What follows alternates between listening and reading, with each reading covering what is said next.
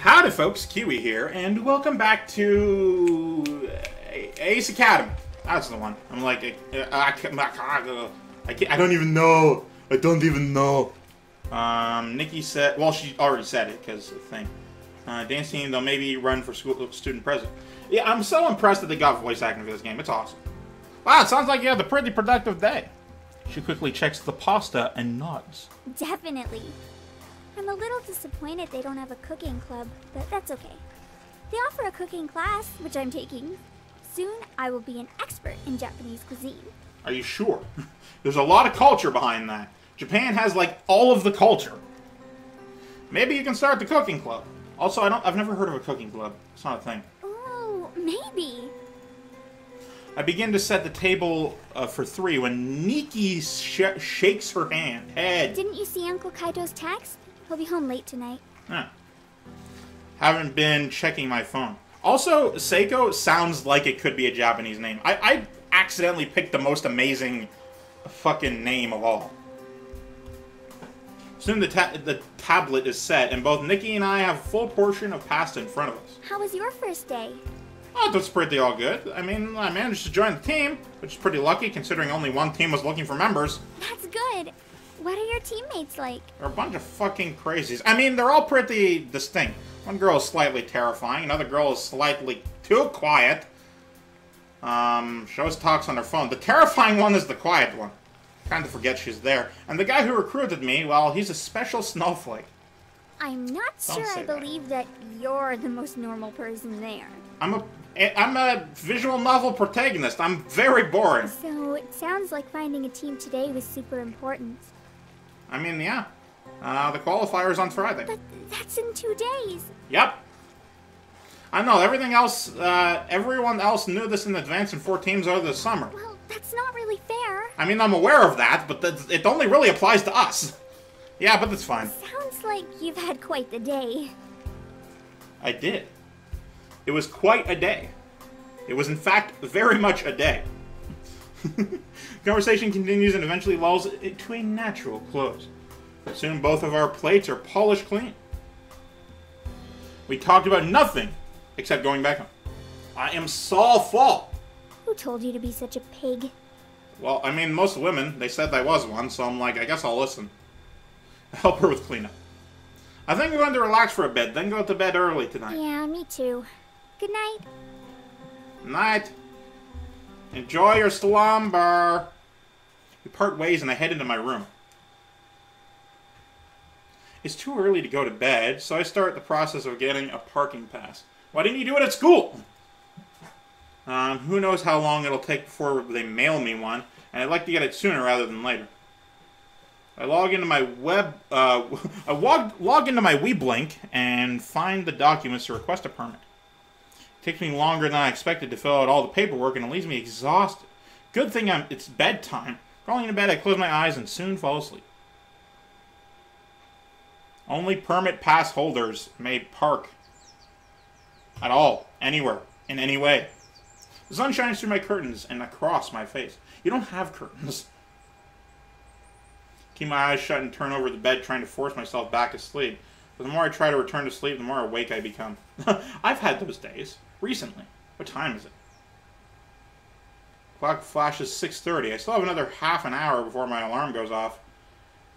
Oh, I fucking hate those days. God, you ever just wake up like 20 minutes before your alarm? You're like, I can't get back to sleep in this time, but I can't just get up. I'll be low on sleep for the day, and I can't just stay here, because I might fall asleep and miss the alarm, and it's fucking bad. I should get back to sleep. I guess it is only half an hour. I curl deeper into my blankets, but soon get bored. The only time I ever naturally wake up this early is when I have jet lag. I'm not sure if this is a blessing or a curse.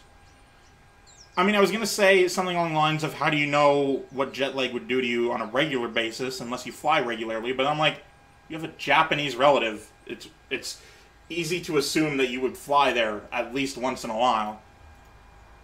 I guess I may as well get ready. Like, I have Australian relatives, and I've flown to the US once. I should figure out a way to visit them. God, Australia's expensive. Rather, getting there is not. I'm not so much sure about staying there. I don't know, but definitely getting there is fucking expensive for fucking North America. Anyway, quickly change into my uniform and head downstairs. Hello? Oh, here we are. To an empty kitchen. To an empty... Oh, God, that's a... Anyway, I had a thought, but I don't care. It's weird being the first one up. Usually Nikki is doing her thing in the kitchen. I'll catch up on some reading while I wait for her. She should be up soon anyway. I pull up the news app on my phone. The weird noise. The front page doesn't have anything too interesting. Until I spot an article on Illustrious Enterprises. It's about my team I joined. They're murderers. Illustrious Enterprises has officially announced their intentions to sponsor an up-and-coming team in the coming War Games. The rapidly expanding R&D company is gaining a lot of attention in the field of Cena Robotics. John Cena Robotics! That's an old meme. And they're putting pressure on established innovators such as Vector Industries and Paragon Weaponry. Much of their success can be attributed to CEO Donnie Roos. It's all a ruse. It was all an elaborate ruse. He was a top graduate in the pilot program at Ace Academy, and a visionary when it comes to modern and functional designs for gear. I wonder why it's called Ace Academy. It's obviously not because everyone's asexual. How would that be? I don't think I've heard of these guys before. Might be a local... Oh, by the way, I can make that joke because I'm basically asexual. Must be a local company who hasn't quite expanded into the States yet. Sounds like they're making a name for themselves, though. It's time for my phone reads 6:57. I listened for any signs of life upstairs, but the house is still. Time is frozen except for my phone. Oh, my stomach. I better grab something to eat before I go. Before I need to go. It doesn't seem like Nikki's coming down anytime soon. My phone flashes to the next article, a headline on Deshu. Thou shalt be good. Push the button shaped like a film projector on the bottom of the page. And the text projects on the nearest surface. Then I place my phone in a dock on the table so the text shines on the kitchen table. I grab a couple slices of bread and stick them in the toaster. As I wait for my toast to finish, I sit at the table and read the article. Kanaku Dishtaru, CEO of Dashu, made an unscheduled appearance at the memorial service yesterday for Yudai Misaki. A year ago, the community was shocked by the unexpected death of Ace Academy's most promising pilot. Oh, is that what happened with my team? Oh, that's a real shame. The family was honored that the mighty mogul took the time to show his respects to their son, and concurrently postponed the unveiling of Dashu's new line of energy drinks. The introduction has been rescheduled to take place next week. What are you reading? Nothing! Also, Jesus, you frightened me! I did both of these things, so I'm gonna scream.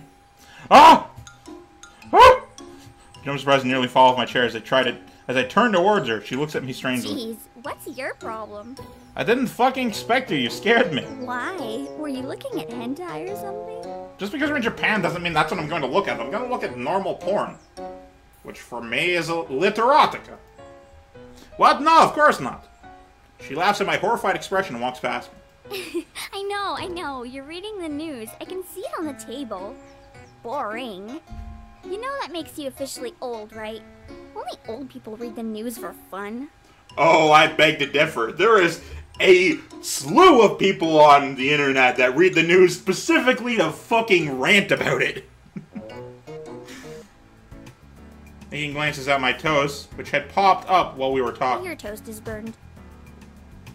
But I put it in at the lowest setting.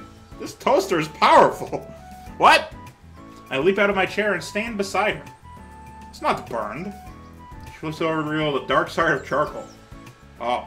You're so hopeless. How did you survive in college without me? I mean, look, it's a really good question, but don't ask. I ate at the cafeteria. That explains it. Throws away the toast and pulls out 2 yogurts from the fridge.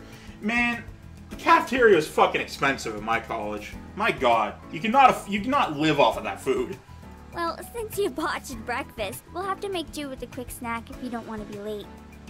Not that I ever actually used any of my money to go to the grocery store. It was like 4 blocks away, and I didn't have any sort of ride, so I didn't want to carry grocery bags to my house. It was just not a good time. Oh, yeah.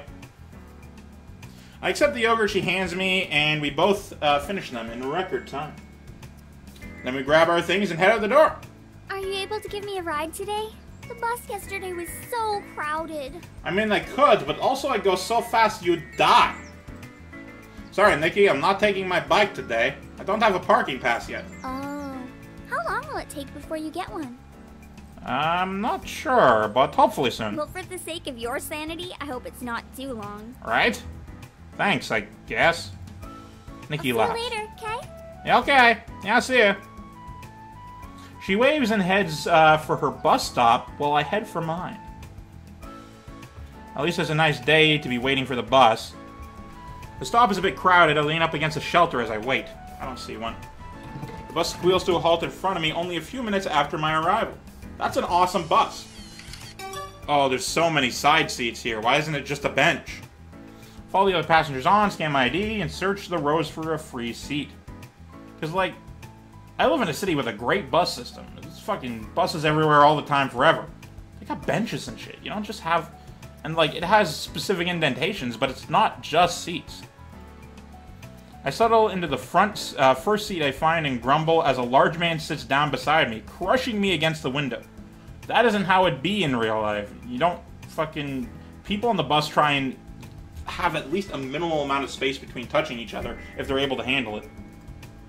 I can already imagine how enjoyable this ride will be.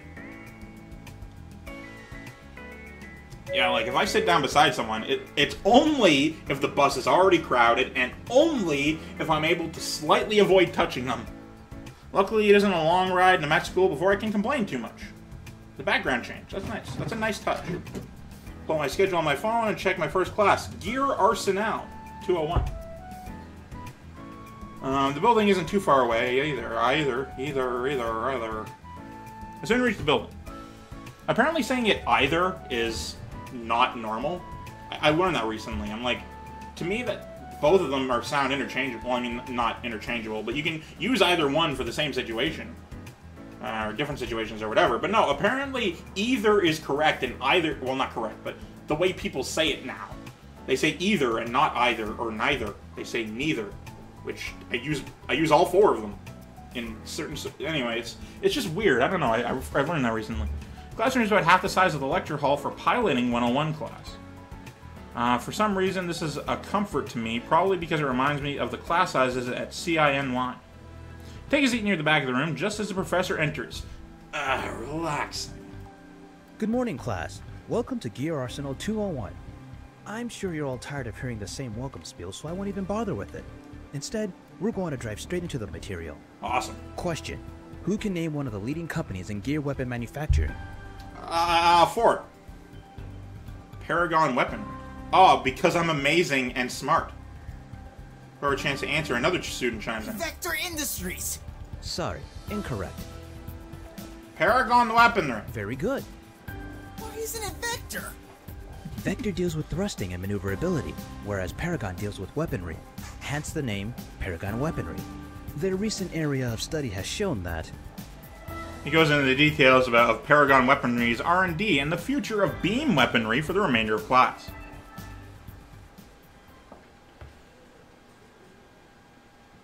That's all the time we have for today. You'll find this week's readings and assignments on your web link. Have a good day. God, that's gonna suck for kids in the future.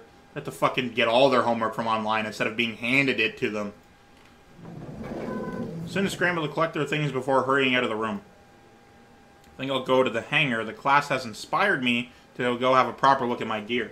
Because, like, when I was in high school, I guess this is apparently a post-college course, but when I was in high school, I was just given handouts and, like, told to read from a textbook or whatever. Whenever I had assignments, like, on an online thing, which was only one course, which was, I believe, not social studies, it was, not the geography, whatever, it was fucking something. And it was only because I was redoing that year because I got fucked over by the school system. But like I was in grade, I was doing my victory lap, quote unquote, and I was redoing one of my grade 10 classes, and it was all computerized. And I'm like, this is way different than what I did when I was actually supposed to. And like there was actually homework online you had to do at night, and then I'm like, I don't want to do this. I don't want to have to go on my computer to do homework. I'd much rather take a pen and paper, or a pen to paper. Whatever. Proper look at my gear. Ba-doom. I take the path through the pilot's lounge and follow the tunnels until I reach my gear. I probably sound like an old person, but like, fucking homework shouldn't be digital. That's stupid. Pulling down the ladder beside my, these two are still here. I want to get to know her, and I want to get to know him. Just be like, point. Well, he doesn't point, but she points, and it's like, yeah, fucking pointing. Pulling down the ladder beside the docking station, I climb up to the top, which is about level with my chest section of my robot. I unlock the chest cavity with a mechanical roar. It splits open into separating panels, revealing a lowered seat.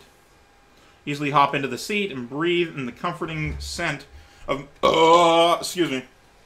metal and plastic. It faintly reminds me of new car smell, except it's old and not at all new. Oh boy, oh boy. Once I'm settled, I trigger the closing sequence. As the chest panels return, my seat scoops me further into my gear until I'm nestled into the darkness of the cockpit.